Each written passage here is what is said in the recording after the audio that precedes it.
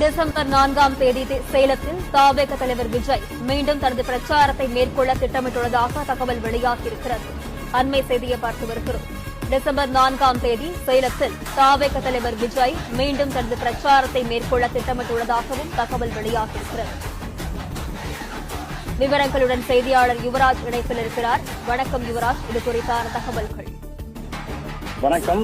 தமிழக வெற்றி கழகத்தின் சார்பில் கட்சியினுடைய தலைவர் விஜய் ஒவ்வொரு சனிக்கிழமை மற்றும் ஞாயிற்றுக்கிழமை அதன் பேரில் அந்த பிரச்சாரத்தை மேற்கொண்டு வந்திருந்தார். கடந்த செப்டம்பர் மாதம் 27ஆம் தேதி கரூர் மாவட்டத்தில் மேற்கொண்ட பிரச்சாரத்தின் பொழுது 41 பேர் உயிரிழந்திருக்கக்கூடிய நிலையில் அந்த பிரச்சாரமானது நிறுத்தி வைக்கப்பட்டிருந்தது. அதற்கு முன்பாக அந்த பிரச்சாரத்தின் பொழுது உயிரிழந்த 41 நபர்களின் குடும்பத்தினரையும் அதே போன்று அதில் பாதிக்கப்பட்ட நபர்களையும் விஜய் சந்தித்து பேசியிருந்தார். அதற்கு பின்பாக கட்சியினுடைய அவசர சிறப்பு பொதுக்குழு கூட்டம் என்று பல்வேறு கட்சியினுடைய திட்டங்களுக்கு பிறகு தற்பொழுது இந்த பிரச்சாரத்தை மீண்டும் நடத்துவதற்காக விஜய் திட்டமிட்டிருக்கின்றார். அதன்படி வருகின்ற டிசம்பர் மாதம் 4ஆம் தேதி சேலத்தில் அந்த பிரச்சாரத்தை நடத்துவதற்காக